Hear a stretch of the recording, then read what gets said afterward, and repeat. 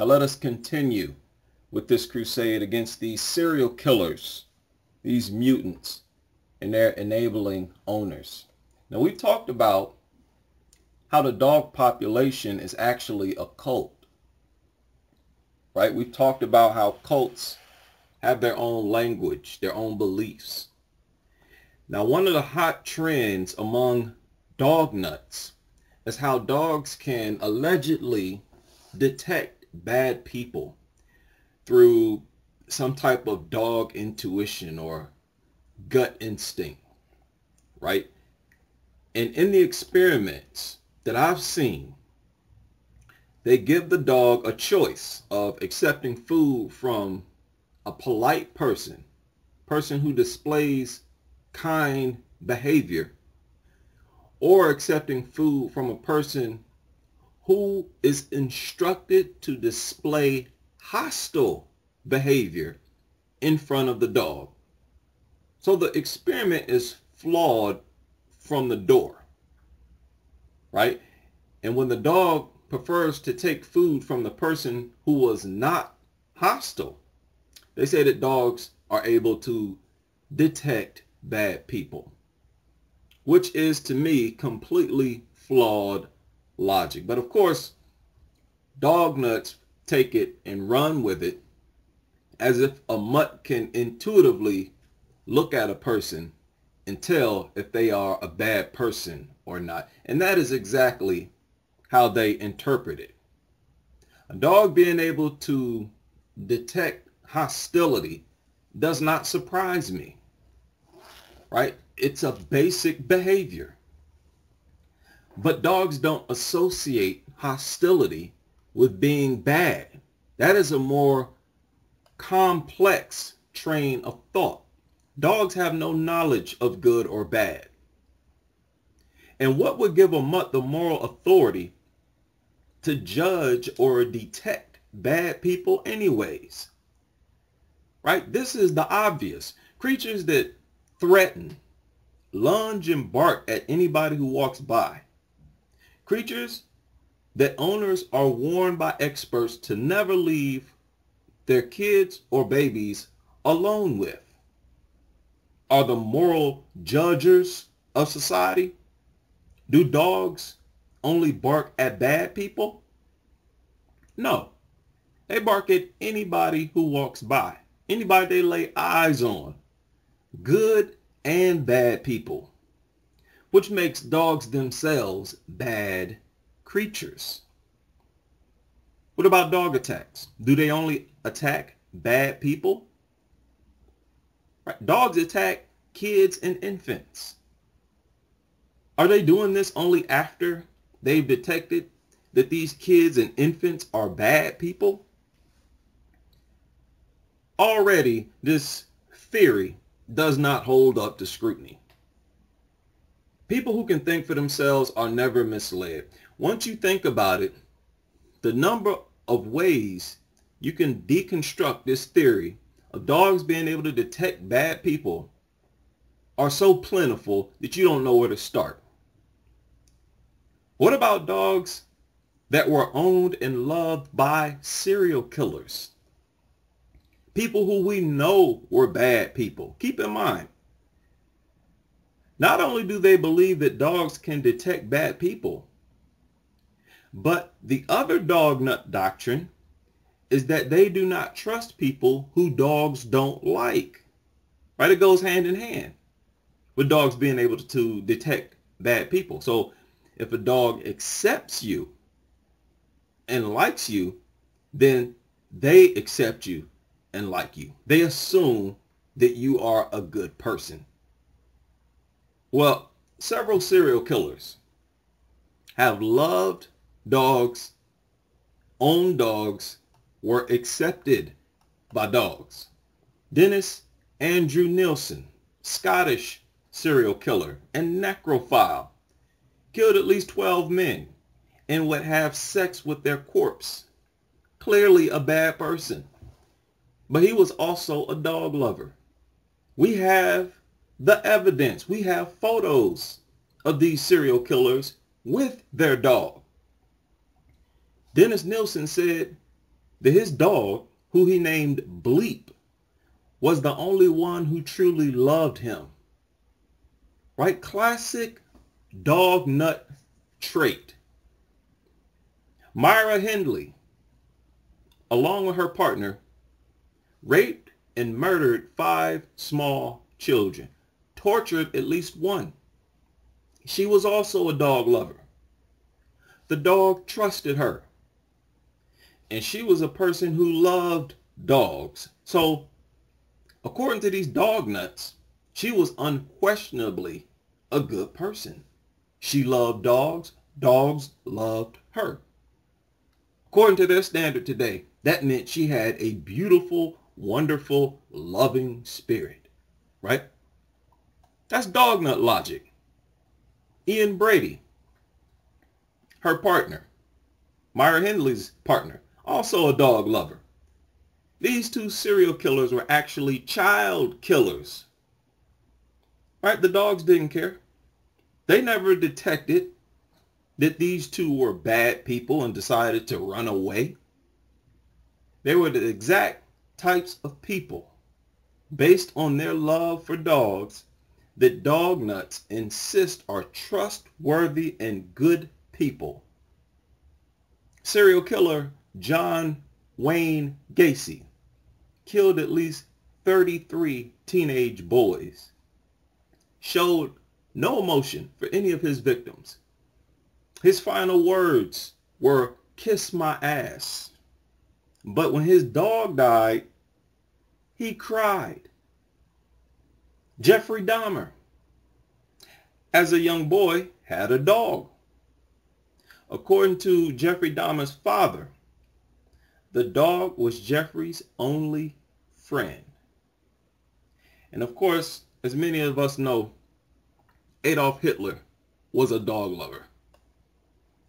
The same immoral people who maintain this culture of child maulings today indirectly admit that they would have trusted serial killers and would have assumed that these serial killers were good people, loving people whom they could trust. Many of which were child serial killers, just as dog nuts themselves today maintain a child mauling culture. Believe it or not, there are several scary similarities between dog lovers and serial killers. Can you imagine for a moment how sad it would be if you saw an ad where a person is offering to pay someone to be their friend? Right? I need a friend. I need a companion. I'm willing to pay $50 an hour. Right? That is serial killer type behavior. And that is exactly what dog lovers do. They spend hundreds of dollars to purchase the dog, sometimes over 1,000, sometimes thousands. And that is only the beginning of their expenses. Medical bills, right? Dog food. These are constant expenses. Hygiene products, special shampoo, cleaning agents designed to get rid of, urine odor and dog odor. Never ending expenses. Now, what are they paying all this money for? Friendship. Companionship. How pathetic is that? Things that they can get from humans for free, and it would be much more rewarding and satisfying if it were from humans. Much more natural and in-depth. Because you have the component of language. Social interaction is the key to healthy relationships. Instead, they pay for friendship with an animal. Well, not even a real animal, but with a mutant. A deformed creature that mutated from animals. Sounds exactly like something a killer would do, a serial killer would do, using food to manipulate a deformed mutant to be their companion, to keep company with them. because they're so crazy and lonely, nobody else wants to be around them. It's like a cult of serial killers. There is a book titled The Big Book of Serial Killers by Jack Rosewood. Now, I read a lot of books. I'm telling you now, go get this book. It details several common personality traits of serial killers. And you would swear that it was a description of dog nuts. Now, the Insider provides excerpts from the book. Some of the traits are as follows. Smooth talking, but insecure.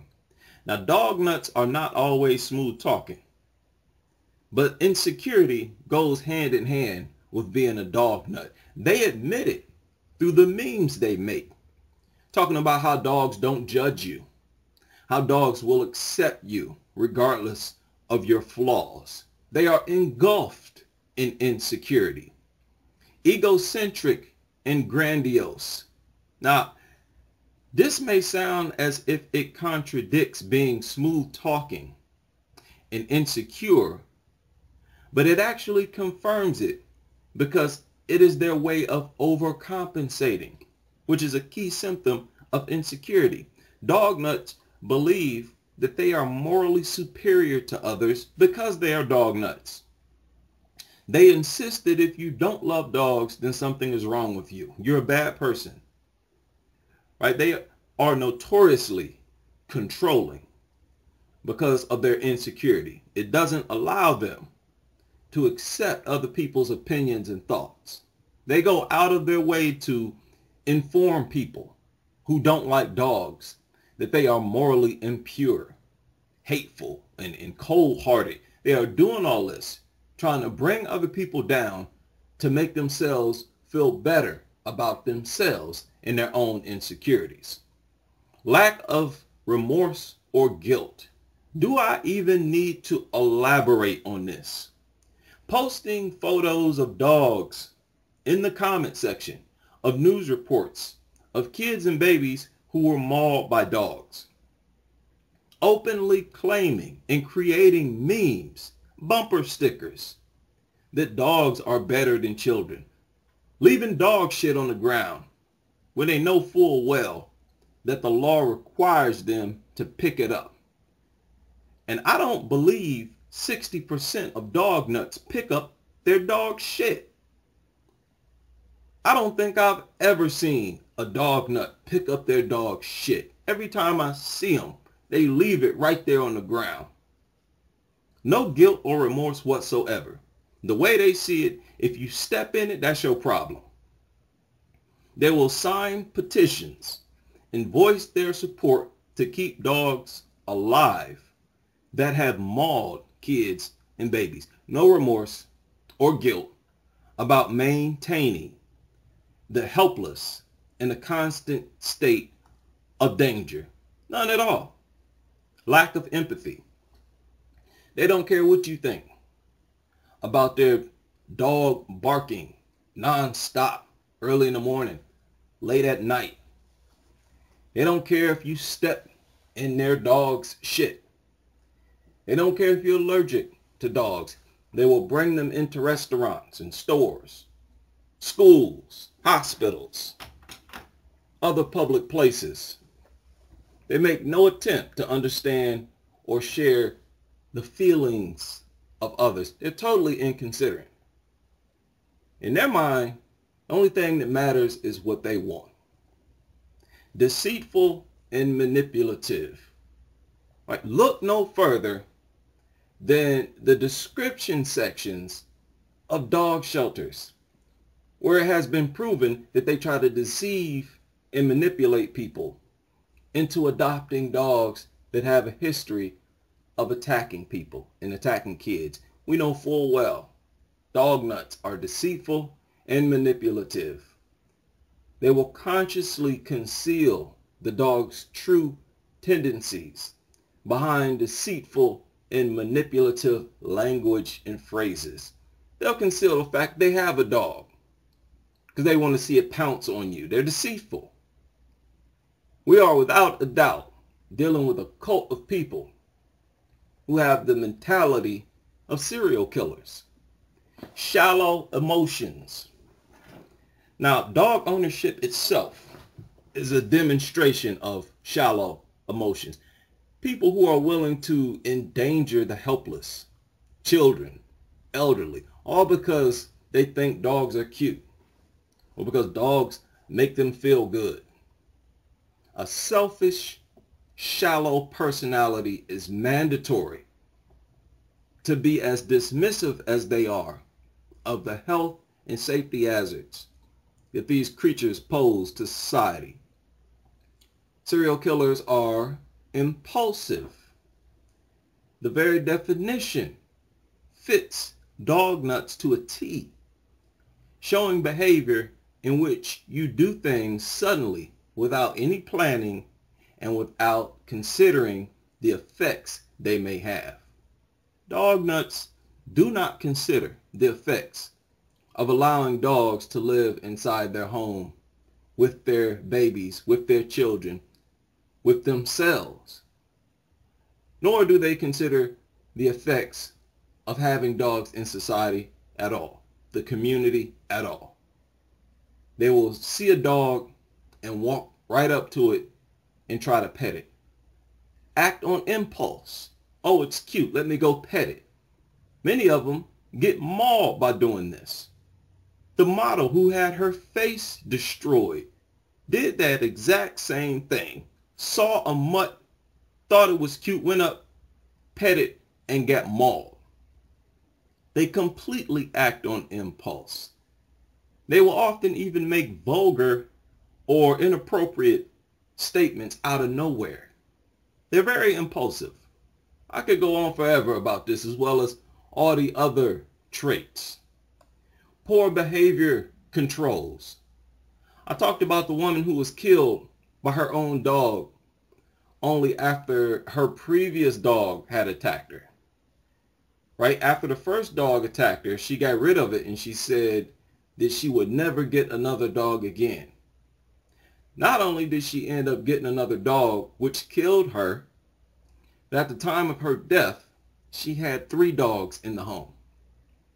These people cannot stop being obsessed with dogs, no matter how many problems the dog gives them. They admit it openly all the time, how their dog drives them crazy. Another trait of serial killers is, the rush they get out of having absolute power over their victims.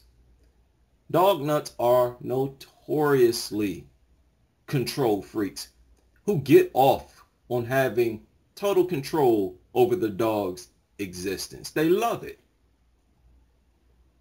So if dogs could really detect bad people, they would reject their owners, because dog nuts share all the personality traits of bad people, of serial killers.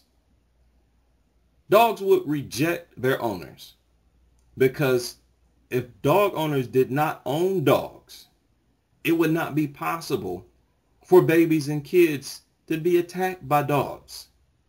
Right? It takes bad people to create this dog attack culture that we have today on kids and babies. Right? Not only are dogs unable to detect bad people, they simply cannot. They seem to gravitate towards bad people. Right? Perhaps because dogs themselves are bad creatures, evil creatures, innately. It has been proven that dogs tend to attack anxiety-ridden people more often, fearful people more often. Now, kids are uncontrollably fearful. Right? They're going to show visual signs of fear in a dog's presence, which is one of the reasons they are attacked most often by dogs. Fearful people tend to not be violent or confrontational, and those people are most likely to be attacked by dogs. Now, if dogs were good creatures, they would attack these types of people least, because fear is a signal that this person is not a threat. They're submissive. Also note how dogs increase their aggression in response to screams. Once they start mauling a kid or a baby, when that child or baby screams or cries, dogs instinctively become more aggressive, which is a submissive reaction.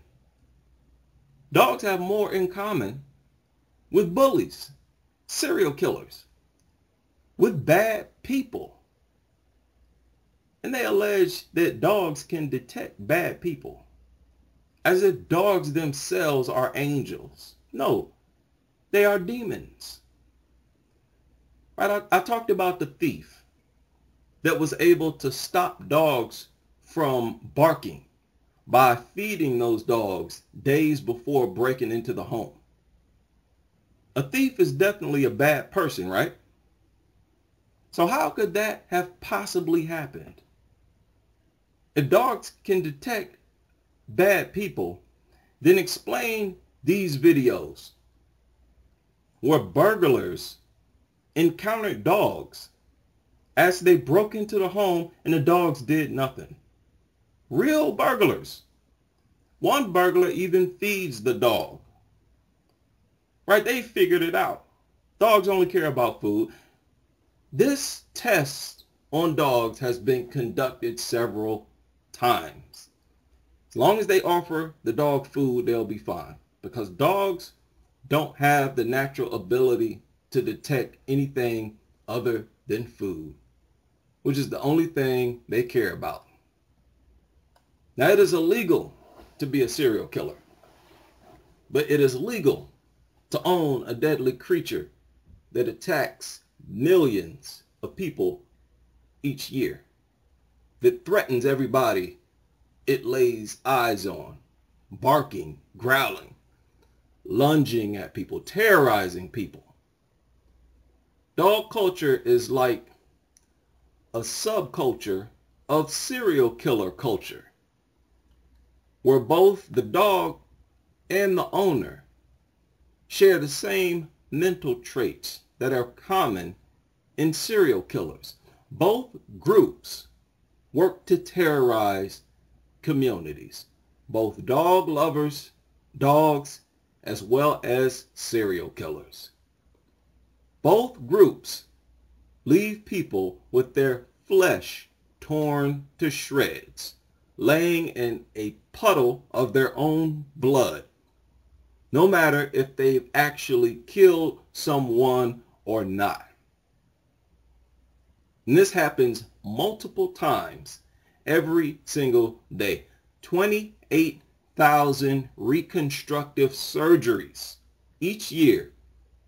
Spread that across 365 days. It averages out to 76 maulings every single day. It's a serial killer culture, a legalized serial killer culture. 20 to 50 deaths each year, 100 to 250 deaths every 5 years. And these people insist that all dogs go to heaven, that a person's dislike for dogs is a sign that they have an evil spirit. Yet another similarity between dog nuts and serial killers: they blame the victims for the attack. This is standard among dog nuts, especially with children. How could such an evil culture go undetected for as long as it has, right under our noses?